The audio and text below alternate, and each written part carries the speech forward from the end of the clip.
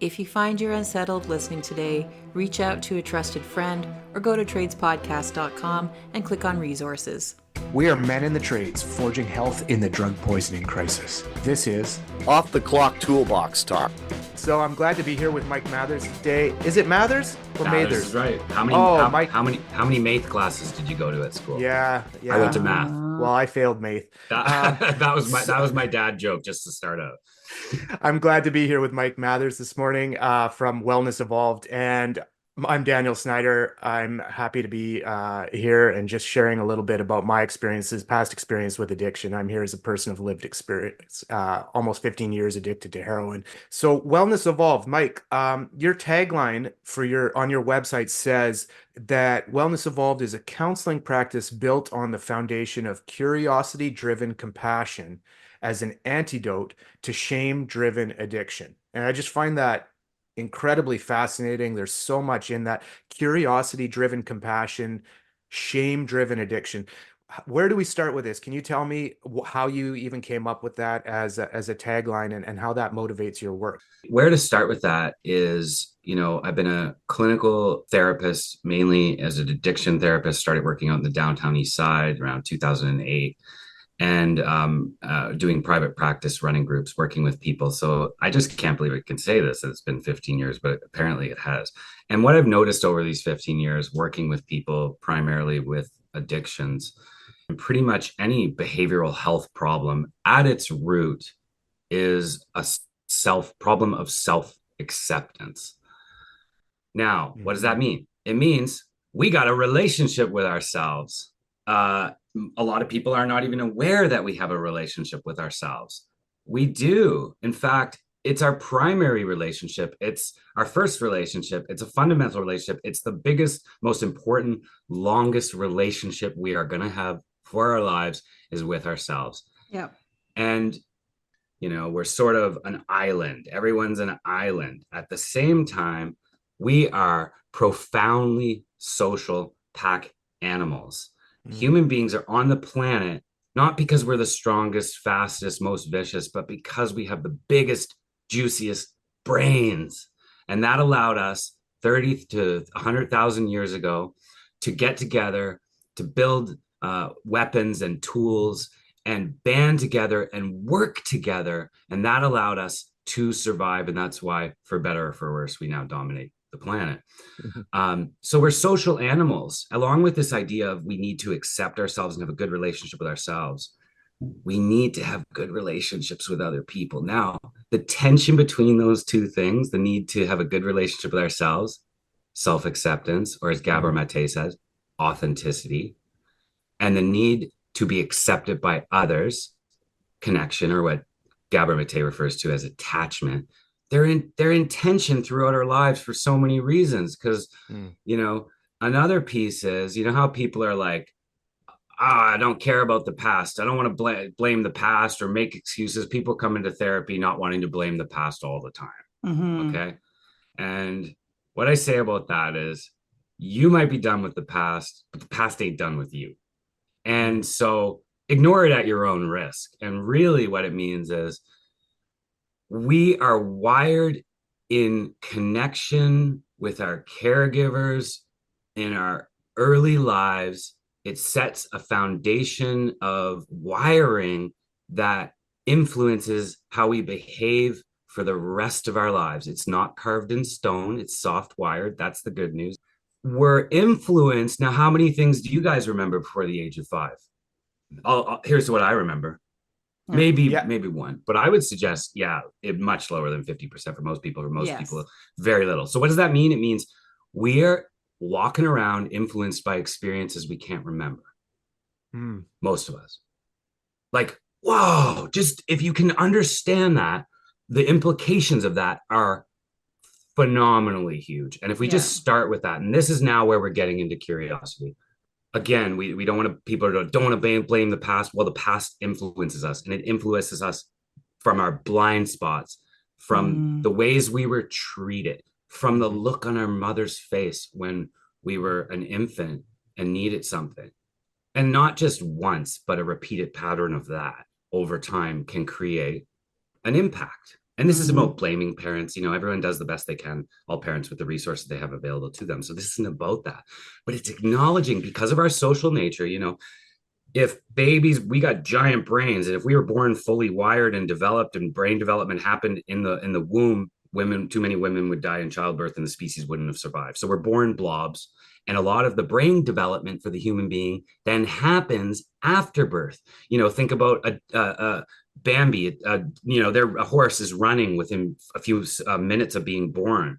We're not running for 2 years. And that's because our brains are born undercooked and then they develop out of the womb. Yeah. And what that means is the relationships and what we experience in our early relationships has an impact on us for the rest of our lives, because the brain is a prediction engine.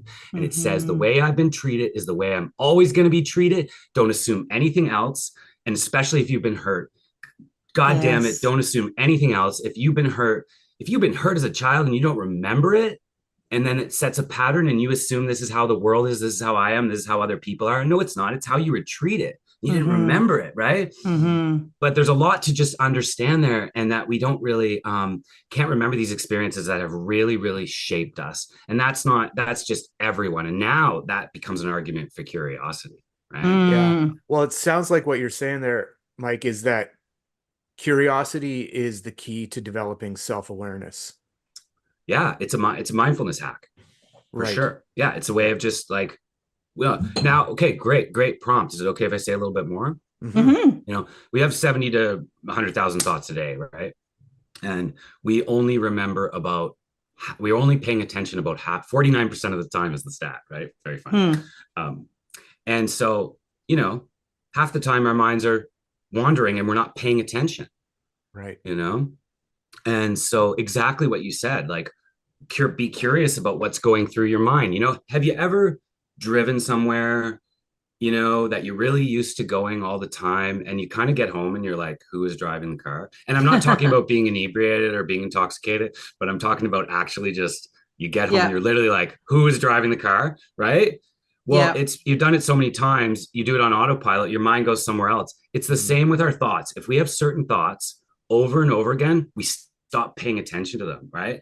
Like, I used to have my old friend, one of my good friends, was the thought, I'm a fucking idiot. You know? Yep. And I didn't always like catch that thought, but I might hang my head in a social situation or want to retreat or get angry at like someone who I thought had more status or was, you know, than me. And likely it was the I'm a fucking idiot or loser or shithead or whatever the thought was. Now, accepting that we cannot remember a lot of the foundational experiences that have shaped us becomes an argument for curiosity, right?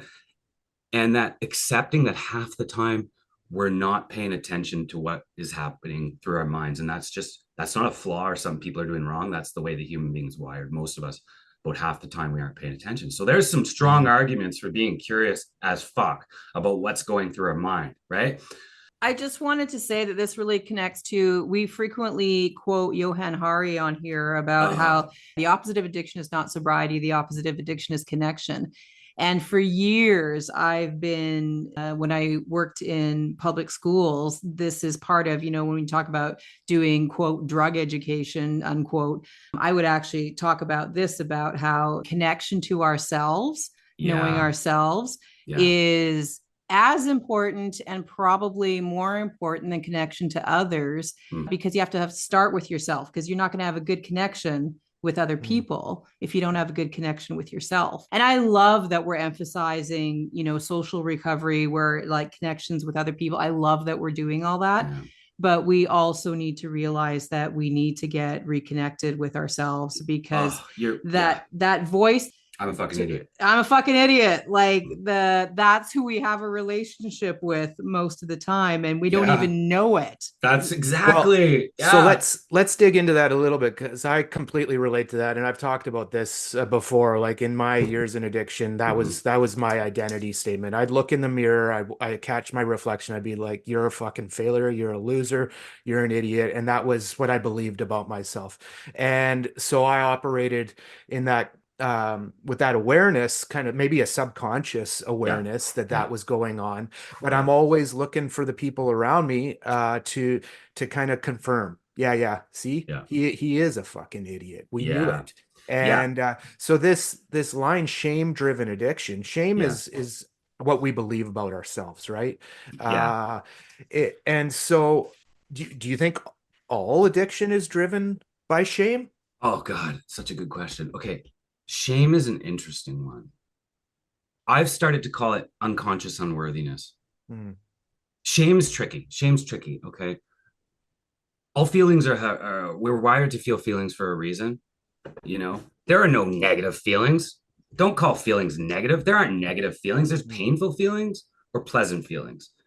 There's uncomfortable feelings or comfortable feelings. There's intense feelings or mild feelings. Feelings are data. They provide information about our lives and what's missing in terms of emotional regulation, social connection, and meaning and purpose. There's information coming at us through our feelings. Now, shame's a little bit interesting because shame doesn't really, I've been wrestling with this one, okay? Because you take that, all feelings, we feel all feelings for a reason. And then everyone says, but shame's toxic, like Brene Brown, So Brene Brown says anything more than mild shame is toxic, right? Shame's a different one. And so I think we haven't fully understood the role of shame. And what I've seen, come to see in writing this book, it's a book about curiosity, but it's essentially become a book about shame, which I'm now calling unconscious unworthiness, which is shame people aren't aware of that they carry. Right? Go back to we don't remember the first 5 years. Go back to half the time our minds are wandering. Don't assume you know how you feel about yourself. Right? And if you do shitty things like go and grab a drink when you're trying not to, or go and grab that donut, or yell at your kids, or whatever, get fucking curious in that moment. Yeah. Right? Yeah. So why? Curious Okay. about what exactly? You know what I mean? Well, what's the first, question to ask so that I yeah. We're gonna go to that, right? Basically, I wonder questions. The answer doesn't matter. The question is everything. The reason why is this: you cannot be judgmental and curious at the same time. It's one or the other. Curious or condemn. This is what I started doing. This is what it came from. Someone taught me that you can't be judgmental and curious at the same time. I've been writing this book for 2 years. It just came from that one thing. So once they taught me that, I started saying, okay, first of all, I'm going to pay attention to when my mind says, you're a fucking idiot. Or I'm going to pay attention to when I slump down. Or I'm going to pay attention to the feeling of shame where I get in the tunnel and want to hide and, and feel like I'm only the shitty things that I've done. I pay attention to I'd look for my friend. I'm going to look for my good friend. I'm a fucking idiot. Oh, I caught it. I caught it. My mind just said, you said something to someone, they kind of like made a funny look and walked away. And you're like, oh, you fucking idiot. Oh, wait, I just caught it. And I'd say, okay, I just caught my mind telling me I'm a fucking idiot. And I'd shift to, I wonder why my mind just told me the story that I'm a fucking idiot. Right? So the difference. Think about the difference. Just notice in your body right now, I'm a fucking idiot. Oh, I wonder why my mind just told me I'm a fucking idiot. What's the difference in your body? Is there any difference between those two things for you guys? Absolutely. Yeah. One shuts me down. It makes me want to pull away from people, makes me want to do something to feel better about myself. So something that's going to come from the outside to make that feeling go away or distract. And the other obviously launches me into an exploration of who I am, what makes me tick. And so it's going to put me on a trajectory towards improvement and changing that. Probably not all at once, right? But, you're really good at this curiosity stuff, Daniel. It's like you had some practice.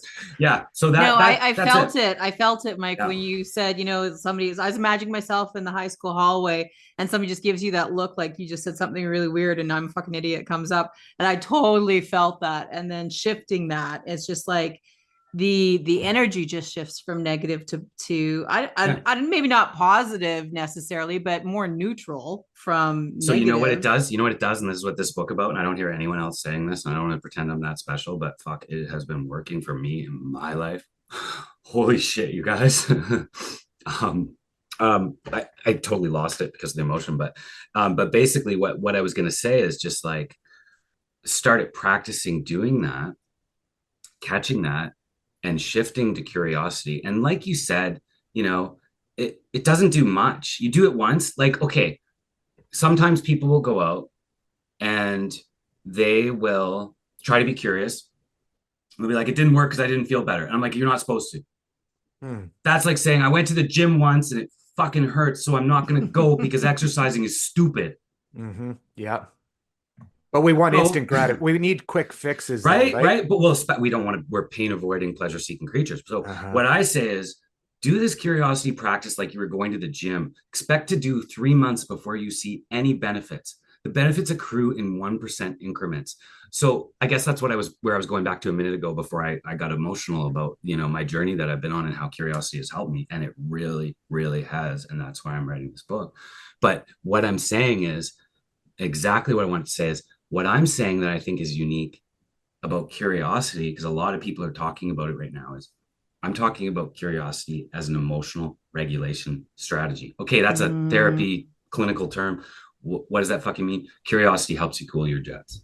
The answer to, I wonder why I just called myself, my mind called me a fucking idiot, doesn't matter. But when you shift, remember, it can't be judgmental and curious. We felt that difference from I'm a fucking idiot to I wonder why my mind just told you. What's going on there? You're taming your amygdala, the part of the brain that processes fear, social rejection, feeling like we're going to get rejected from others spikes the fear response. Why? Because we're social animals. Keep going with this. Go back 30 to 100,000 years. If we got judged 30 to 100,000 years ago in these small tribes, it might mean we were going to get kicked out of the tribe. If we got kicked out of the tribe, we died alone. The pack survives, the lone wolf dies. And that's wired into us. That's why the phrase dying of embarrassment. No, you're not going to die of embarrassment. You might die from social rejection and exclusion from the tribe if you're on the savannah 50,000 years ago. Because we're not top of the food chain either. Yeah, that's exactly. And it was our strength as a pack that kept us together. Now, one more thing that's really important to tie together here that people might not understand. We've still got these Stone Age brains. Like our brains don't know about the internet. That might be a weird thing to say, but let me try to say it again. The structure and function of the brain is not adapted to this crazy toxic culture that we live in, which has been ravaged by hyper capitalism. Ravaged by hyper capitalism. I wanted to, Karen, you brought up the Johann Hari, amazing. Like, the opposite of addiction is not sobriety. The opposite of addiction is connection. And people are like, what? What does that even mean? What it means is, we're tying this all together. Remember, we're connected with self. We need to be connected with ourselves. We need to be connected with others. And so what it means is that addiction is an attachment disorder. And what that means is when we can't get our needs met, our social needs met, we're validation, appreciation, feeling, like that we matter, that we have purpose, that we're walking on this planet for a reason, not like I'm going to save the world, but like I know why I get out of bed in the morning and I'm connected with it and making a difference for myself and being on the planet to experience, to have rich, meaningful experiences. That's what that means. When we're blocked from living that kind of life, and it doesn't have to be masterful or perfect, it's always going to be a work in progress. But when we really can't get our social needs met, we will turn to a pill, a bottle, or a powder. Right. Yeah. And we form a relationship with those things. People form relationships with their substances, right? Yeah. Now, I want to just then go back to the really this piece about being social animals. When we're talking about addiction the opposite of addiction is connection. We're talking about loneliness. And there's something really important to understand between shame and loneliness. Shame and loneliness. Gabor Mate says there's two fundamental needs in childhood. The need for authenticity, having a relationship with ourselves, trusting our feelings. That was a survival thing. If you're out in the, woods and there's a noise and you feel danger, you want to be like, that's something I should run from. That would keep you alive. Your feelings contain data about your life. It's just now the threats are not imminent. The threats are more slow drip threats, and we don't really know how to respond to that. But anyway, back to the point. He says two fundamental needs, attachment and authenticity. We need to be connected with others, because if we're connected with our caregivers, we're going to survive. A child who feels they're not connected, or their caregiver is angry at them, or they're disconnected from them, that's a threat to their survival. right? Right. Because we're helpless. So Gabor Mate says attachment and authenticity, two fundamental needs in childhood. And then he says, when authenticity, being ourselves, threatens attachment, connection with others, attachment trumps authenticity every time. We will fucking become someone else to feel safe in relationship. And there you have the beginning of the wound that fucking drives addiction later on. Excuse me for yelling. Yeah. How do you even know if you are or aren't living an authentic life? Listen to your gut when you want to do something. And so when you say yes, is there a yes in your gut? Is there a yes in your heart? This thing up here, the head, it's a hamster wheel. It's not a place of truth. You know, it's a tool for solving problems in the external world. But in terms of what's going on in the inside and that relationship with yourself, your truth is in your heart. Your truth is in your gut. You know, if you find that you're saying yes, and then you check into your gut and it's like, ugh, that doesn't feel good. It's probably a no on the inside. Therefore, you have inauthenticity. Now, sometimes our inner yes doesn't match our outer yes because we want to keep our jobs or, you know, not like I'm not. But if it's like consistently happening, that what's the answer on the inside and the outside don't match. And this is actually a recipe, not just for psychological distress, emotional problems, but for physical problems, physical health problems. And that's what Gabor Mate's new book is all about, and the myth of normal. So there's a lot more to say about that, but I just wanted to get back to, so here, you know, that authenticity, attachment trumps authenticity every time. Be curious about your unconscious unworthiness.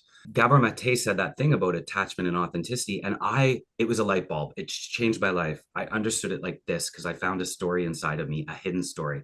And I believe everybody is running from a different version of the same story, and it goes like this: there's something wrong with me, and if anyone finds out, I'm going to be rejected. There's something wrong with me, and if anyone finds out, I'm going to be rejected. If you're going to take anything away from this, be curious about your version of that story. My version: if I haven't been seen, heard, valued, appreciated by the people that love me, they're going to abandon me, and I'm going to be alone.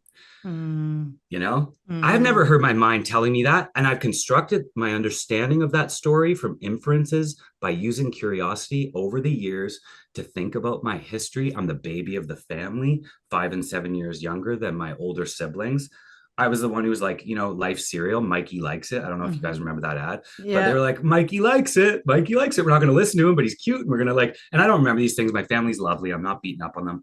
But I've made an educated guess that I think a lot of times in my early life, I didn't feel heard.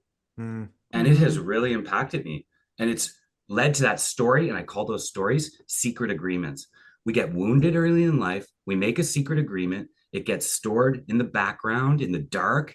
And it then pulls our strings for the rest of our lives to try to keep us safe. So the way we felt early on doesn't repeat, but it ends up backfiring when we get out of that context, and that's where we start suffering. So look for the hidden story about there's something wrong with me, and if anyone finds out, I'm going to be rejected. Daniel, I know you want to say something. I want to emphasize something you just said there, because you said you had to make an educated guess, which is really interesting because I think a lot of us, I know for myself, I felt a pressure to perfectly pinpoint the moment in time that, you know, shame entered my thinking, or to go back to my childhood pre-5 or whatever age and find the incident. It's such a trap, man. Oh, it's such a trap because it's like human behavior is overdetermined, which means everything we're doing, every action we take, we're doing it for a whole bunch of different reasons, and we're only aware of a fraction. Not only that, there's new theories that say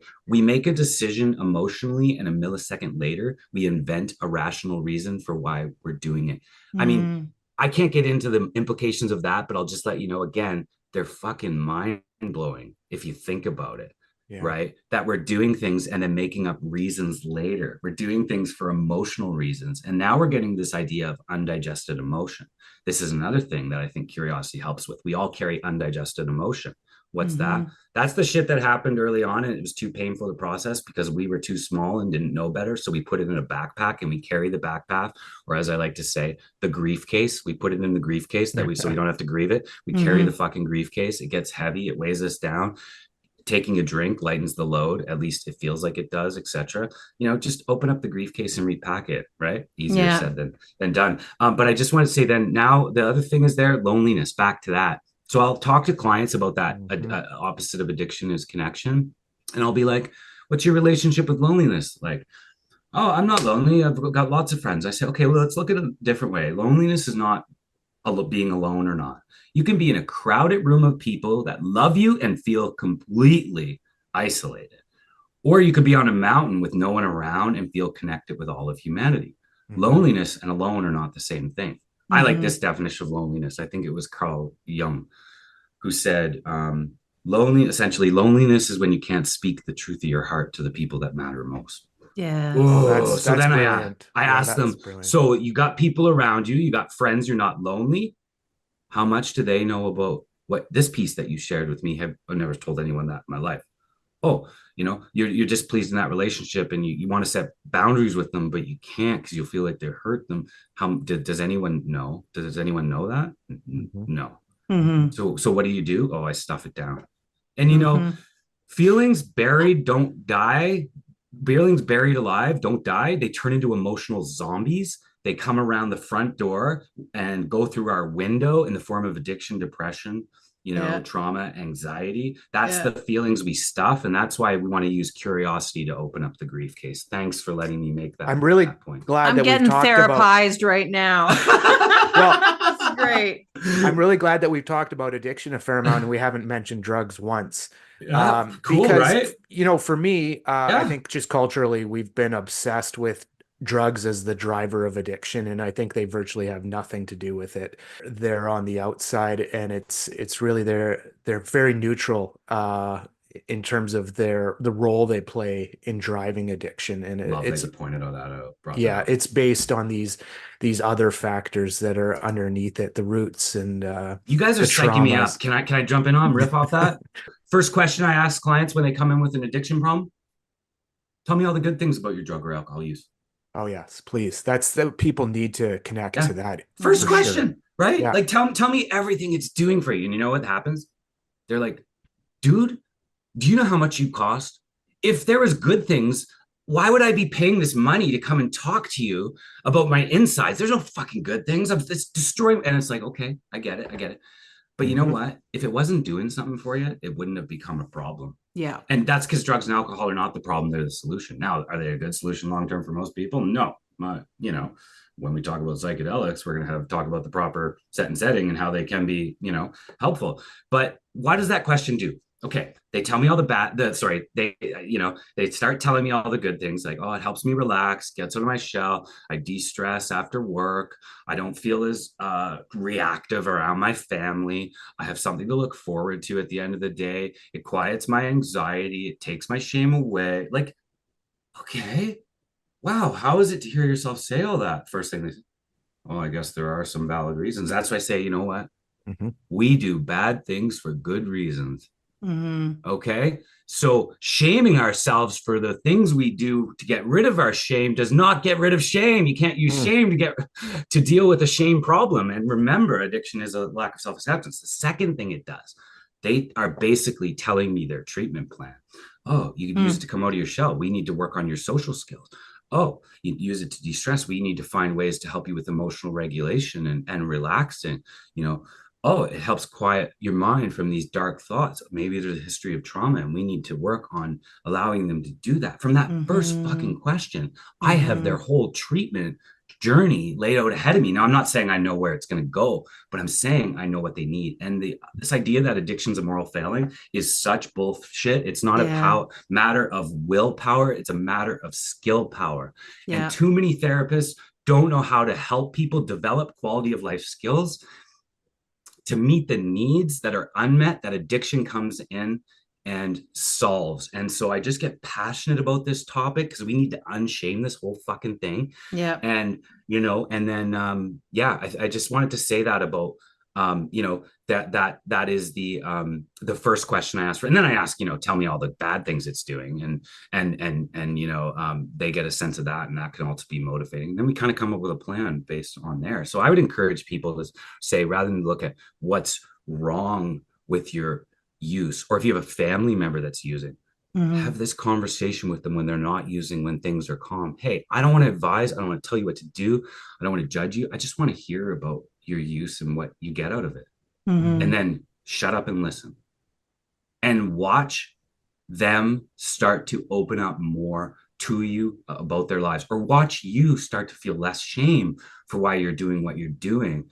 And again, 1% increments over time, these little things will start to help people with their behavioral changes. It's intriguing the way people, you say clients sometimes react when you say to tell them the good things about their substance use. And I think that that's a result of the cultural narrative that we've been fed for decades and decades about drug use in general, where it's really this reductive black and white. Drugs are just exclusively bad, so they could never do anything good for anyone.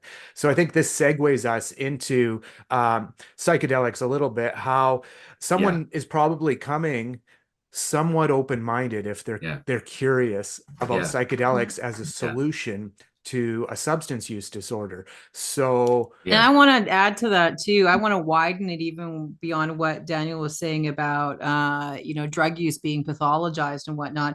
Anything that gets pathologized in us, whether it be drugs or disordered eating or porn or whatever it is, it's put onto the person. You must have done something wrong. Such a great point. To get to this point versus looking at what happened to you, right? Yeah, such a good point. Whether it's obesity or, drug use or, even I think of women who are in abusive relationships. Yeah. Even that, again, that's not even an addiction per se, but, or it can be, but it's not necessarily one, but it's still like, you must have done something wrong. Like the pathology is put on the person. Can we just have a 2-hour conversation, or maybe I'll spend the day with you guys? Cause I'm liking it. Like there's so many, I know we can.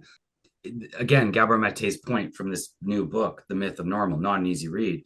We got a toxic culture, and the culture is not designed to meet the fundamental needs of the human being. Thanks a lot. Thanks for nothing, hypercapitalism, but what that means is a lot of these problems are, as you said, collective problems or problems about the sick culture. Now, here's where I can hear people groaning, or the backlash. Then they say, what about personal responsibility?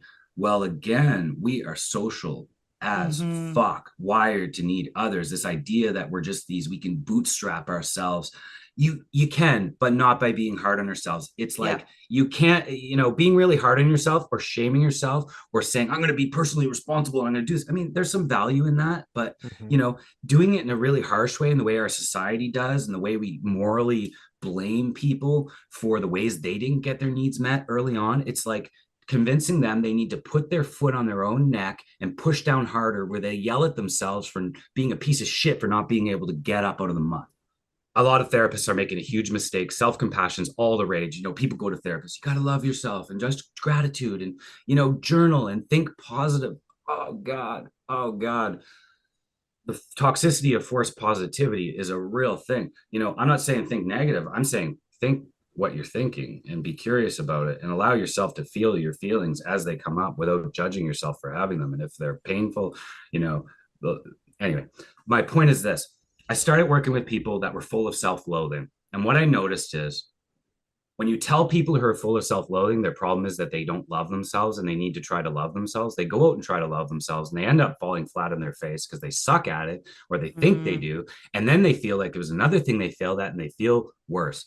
And in compassion therapy, ideas, compassion circles, self-compassion, again, it's all the rage, and there's good people talking about it. They call it backdraft. And the idea is love goes in, pain comes out. And they say it's just something that happens. I think it's actually a flaw of telling people who are full of self-loathing that they should try to love themselves. So I started telling my clients the following. I don't want you to try to love yourself. I want you to be curious about the ways you can. Remember, when we go from judgmental to curious, we calm the amygdala.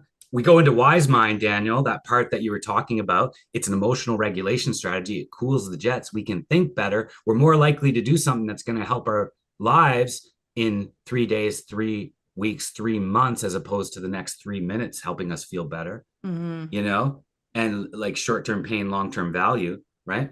And so That's where I started. And then it's rinse and repeat, rinse and repeat. Notice the ways you beat the shit up yourself. For me, it was my mind saying I'm a fucking idiot. Oh, I'm being curious. Where does that come from? Where does that come from? Did it have anything to do with what happened when I was a kid and my family being the youngest? Did it have anything to do with the conversation I had with the loved one?